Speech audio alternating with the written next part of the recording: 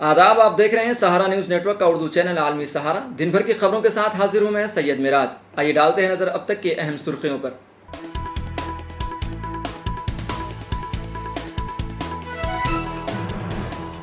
वज़ीर आज़म मोदी ने इंडिया इत्तेहाद पर किया तनकीद, कहा वज़ीर आज़म के लिए नहीं है उनके पास कोई चेहरा।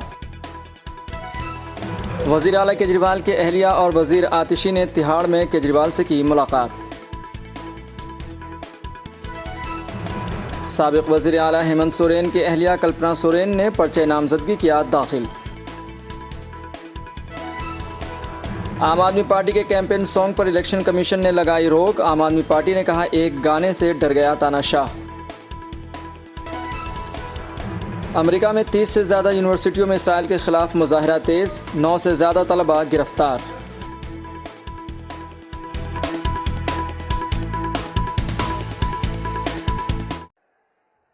महाराष्ट्र के सोलापुर में वज़ीर आज़म नरेंद्र मोदी ने कहा कि इंडिया इत्तेहाद में लीडर के नाम पर एक बड़ी जंग चल रही है। क्या आप इतने बड़े मुल्क को ऐसे शख्स के हवाले करना चाहते हैं जिसका नाम तय नहीं है, जिसका कोई चेहरा नहीं है? कोई गलती से भी दे सकता है क्या? इंडी अगाड़ी में नेता के नाम पर महायुद्ध चल रहा है। अब मुझे बताइए भाई, इतना बड़ा देश जिसका नाम तय नहीं है, जिसका चेहरा पता नहीं है, क्या इतना बड़ा देश उनके हाथ में आप दे सकते हैं क्या? कोई गलती से भी दे सकता है क्या? भाइयों बहनों, ये लोग इन दिनों सत्ता हथियाने के लिए देश तो बंटवारे करते ही रहे हैं। अब एक नया फॉर्मूला लाए हैं। ये फॉर्मूला लाए हैं 5 साल में 5 पीएम।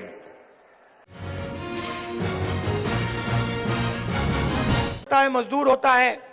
गुजरात के पटन में कांग्रेस के रहनुमा राहुल गांधी ने कहा कि हमने किसानों के कर्जे माफ किए थे। अगर आप हिंदुस्तानी किसानों के कर्जे 25 बार माफ करते हैं, यानी आप उन्हें 25 साल तक हर साल माफ करते हैं, तो आप 16 लाख करोड़ रुपए कमाते हैं। लोगों ने 16 लाख करोड़ रुपए माफ कर दिए। ये 22 लोगों को दिया गया 40% पैसा है। मजदूर होता है, छोटा व्यापार करता है, उसको ये नंबर समझ ही नहीं आता। मैं आपको समझा देता हूं। हमने किसानों का कर्जा माफ किया था। आपको याद होगा, यूपीए की सरकार थी। अगर आप 25 बार हिंदुस्तान के किसानों का कर्जा माफ करो, मतलब 25 साल के लिए हर साल माफ करो, तब 16 लाख करोड़ रुपए बनता है। और 22 लोगों का, भाइयों और बहनों, 22 लोगों का इन्होंने 16 लाख करोड़ रुपया, 24 साल का मनरेगा का पैसा, 25 साल का किसान कर्जा 22 लोगों को। हिंदुस्तान में 1% लोग 40% धन कंट्रोल करते हैं। यह सच्चाई है देश की। और फिर नरेंद्र मोदी जी, बीजेपी के लोग कहते हैं हम आरक्षण को खत्म कर देंगे। जहां भी कमजोर लोगों को थोड़ा सा फायदा मिलता है, किसानों को थोड़ा सा फायदा मिलता है, मजदूरों को, छोटे व्यापारियों को थोड़ा सा फायदा मिलता है, वहां ये लोग, उनका ध्यान चला जाता है, उसको बंद करने की कोशिश करते हैं। दिल्ली कांग्रेस के सदर के ओहदे से इस्तीफा देने पर अरविंदर सिंह लवली ने कहा कि मेरा मकसद सिर्फ ये था कि मैं अपना 100% देने के काबिल नहीं हूं और उसके पीछे यही वजूहात हैं। मैंने कभी नहीं कहा कि मैं कांग्रेस पार्टी से इस्तीफा दे रहा हूं। जिस तरह से मेरे खिलाफ बयानात दिए जा रहे हैं, आम आदमी पार्टी, अगर ये लोग मुझे रहने दें तो मैं कारकुन ही रहना चाहता हूं। समर्थता जताइए कि मैं जो है असमर्थ हूँ इस हालात में अपना 100% डिलीवर करने के। अब मैंने तो अपने अध्यक्ष को चिट्ठी लिखी थी, अनफॉर्चुनेटली वो चिट्ठी लीक होगी, आपके पास भी है, आप बताइए आपको मैंने दी है क्या? तो यही देखना चाहिए कि कहाँ से लीक हुई। तो मेरी मंशा जो है केवल ये थी कि मैं अपना 100% नहीं दे पा रहा हूँ, और ये रीजंस हैं जिससे मैं कांग्रेस के वर्कर का सामना नहीं कर पा रहा। और मैंने कभी नहीं कहा कि मैं कांग्रेस पार्टी से इस्तीफा दे रहा हूँ।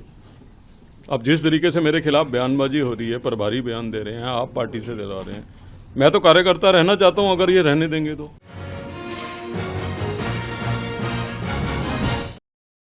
दिल्ली के वजीर आला अरविंद केजरीवाल के अहलिया सुनीता केजरीवाल और दिल्ली के वजीर आतिशी ने उनसे तिहाड़ जेल में मुलाकात की। इस मौके पर आतिशी ने कहा कि मैंने उनसे उनकी खैरियत दरियाफ्त की तो उन्होंने कहा कि मेरी फ़िक्र ना करें, बस दिल्ली वालों की फ़िक्र करें और उनका ख्याल रखें। उन्होंने मुझसे दिल्ली के लोगों को फराहम की जाने वाली तमाम सहूलियात के बारे में पूछा और हिदायत की कि गर्मियों में किसी को पानी की कमी का सामना नहीं करना चाहिए। इसके साथ ही उन्होंने दिल्ली की माओं बहनों से कहा है कि वो जल्द ही जेल से बाहर आएंगे और उन्हें 1000 रुपये का एजाज़िया देंगे। अरविंद केजरीवाल जी से मुलाकात करके आ रही हूँ। मैं जैसे ही उनसे मुलाकात करने पहुँची तो मैंने उनसे पूछा कि सर आपका क्या हाल है।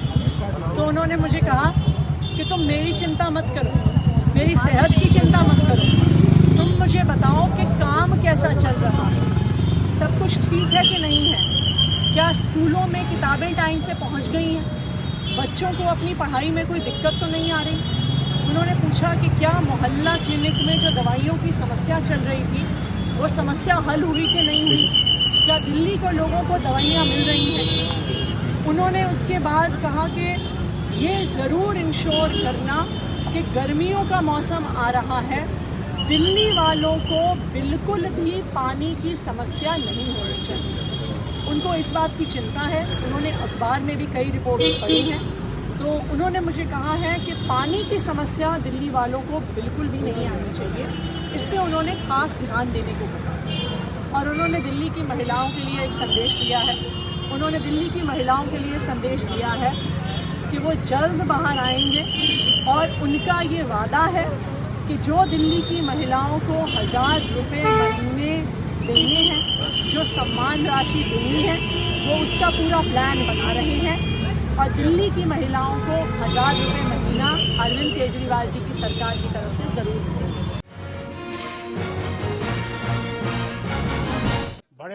वहीं आर्टिकल 370 पर नेशनल कॉन्फ्रेंस के सदर फारूक अब्दुल्ला ने कहा कि हालात इतने अच्छे हैं कि तेल की कीमतें आसमान को छूने लगी हैं, गुर्बत आसमान को छूने लगी है, गरीब बिजली के बिलों के नीचे दब गए हैं। आप गरीबों से पूछें कि ये क्या है, उसकी हालत क्या है। घर के पढ़े लिखे बच्चे बेकार हैं। बड़े जबरदस्त सुधरे हुए हैं, इतने सुधरे हुए हैं कि मैं बयान नहीं कर सकता कि इतना अच्छा हाल है कि हमें तो अल्लाह का शुक्र करना चाहिए कि तेल की कीमत आसमान पे पहुंच गई है, खाने के तेल की गरीबी आसमान पे पहुंच गई है। बिजली के फीस के नीचे गरीब दब गया है। गैस जो है, गैस का चूल्हा जो है, उसका कीमत देखिए, गैस सिलेंडर का कहां पहुंचा।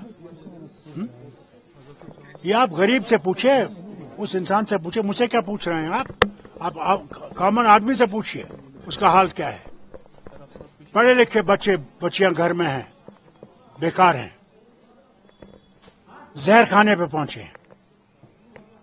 घर में बहनें तैयार हैं शादी के लिए, मां उनके पास कोई चीज है नहीं जिससे उसको आबाद कर सके। हम बहुत आसमान पे पहुंच गए, हम तरक्की कर रहे हैं। उनसे पूछिए जिनका हाल क्या है। दवाइयों की कीमत देखिए क्या है। मैं खुद डायबिटिक हूं, मैं इंसुलिन लेता था जो पहले 400 रुपए की थी, फिर 700 रुपए पे पहुंची, फिर 1100 रुपए पे आज मिल रहा है। मुझे बताइए गरीब कहां से लाएगा।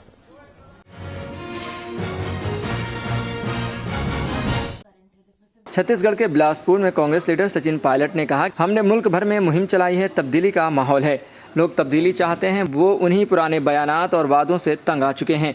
शुमाली हिंदुस्तान में जहां बीजेपी और वहां कांग्रेस के साथ बराह रास्त मुकाबला है, वहां मुझे सबसे ज़्यादा तब्दीली की ज़रूरत है। बोल रहे हैं कि मेरा अनुभव जो रहा पिछले 2-3 हफ्तों में देश भर में हम लोगों ने प्रचार किया और मुझे लगता है कि जो माहौल है एक परिवर्तन का माहौल है।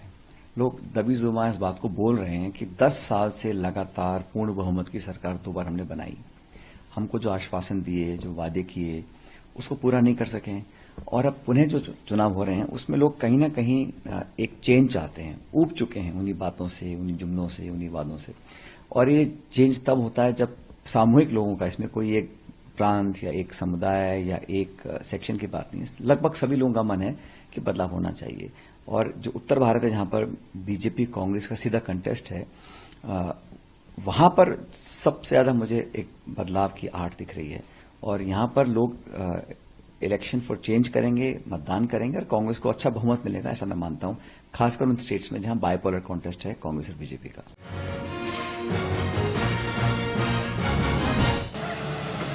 जम्मू कश्मीर के सोनबर्ग के सरबन इलाके में भारी बर्फबारी, तोदा गिरने के बाद बर्फ हटाने के लिए BRO का रेस्क्यू ऑपरेशन जारी है।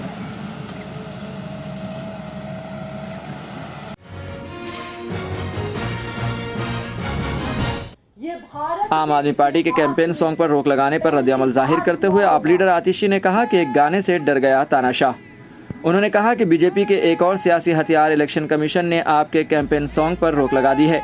हिंदुस्तान की तारीख में ऐसा पहली बार हुआ होगा जब इलेक्शन कमीशन ने किसी पार्टी के कैंपेनिंग सॉन्ग पर रोक लगाई है। भारतीय जनता पार्टी के एक और राजनीतिक हथियार इलेक्शन कमीशन ऑफ इंडिया ने अपने इस पत्र के माध्यम से आम आदमी पार्टी के कैंपेन सॉन्ग पर रोक लगा दी है। ये भारत के इतिहास में पहली बार हुआ होगा कि किसी पार्टी के कैंपेन सॉन्ग पर इलेक्शन कमीशन ऑफ इंडिया ने रोक लगाई होगी। वो इलेक्शन कमीशन ऑफ इंडिया जिसको भारतीय जनता पार्टी की जो रोज आचार संहिता की धज्जियां उड़ाई जाती हैं उनके द्वारा वो नहीं दिखती हैं, लेकिन आम आदमी पार्टी के नेता सांस तक ले लेते हैं तो उनको ऐसे नोटिस आ जाते हैं। जम्मू कश्मीर के उधमपुर जिले के बसंतगढ़ इलाके में तलाशी मुहिम जारी है। वाज़ेह है कि गुज़िश्ता रोज पुलिस और दहशतगर्दों के दरमियान गोलीबारी में जम्मू कश्मीर पुलिस के एक विलेज डिफेंस गार्ड की मौत हो गई। इलाके को महसूर कर दिया गया है और फौज ने तलाशी मुहिम चला रखी है। अमेरिका में इसराइल के खिलाफ और फिलिस्तीन के हिमायत में मुजाहरे लगातार तेज होते जा रहे हैं। अमेरिकी स्टूडेंट्स गजा में हो रहे कत्लेआम पर रोक लगाने के लिए सड़कों पर उतरे हुए हैं। कहा जा रहा है कि अमेरिका की तकरीबन 30 यूनिवर्सिटियों में इसराइल के मुखालिफत में प्रोटेस्ट हो रहे हैं। अब तक 9 से ज़्यादा तलबा को गिरफ्तार किया जा चुका है। हार्वर्ड यूनिवर्सिटी में मुजाहरा कर रहे तलबा ने कैंपस में जॉन हार्वर्ड के स्टैचू पर लगे अमेरिकी परचम को हटाकर उसकी जगह फिलिस्तीन का परचम लगा दिया। बता दें कि एक के बाद एक अमेरिका की कई यूनिवर्सिटी में मुजाहरे तेज़ होते जा रहे हैं। फिलिस्तीन की हिमायत में जारी मुजाहरों का तलबा ने ख़त्म करने से इनकार कर दिया है।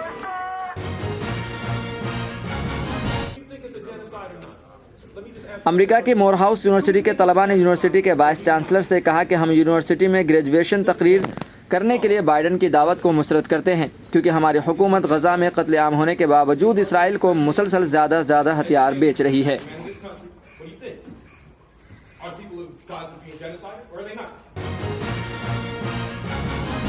फिलहाल खबरनामे में इतना ही। हमें दीजिए इजाज़त और ताज़ा तरीन खबरों के लिए देखते रहें आलमी सहारा।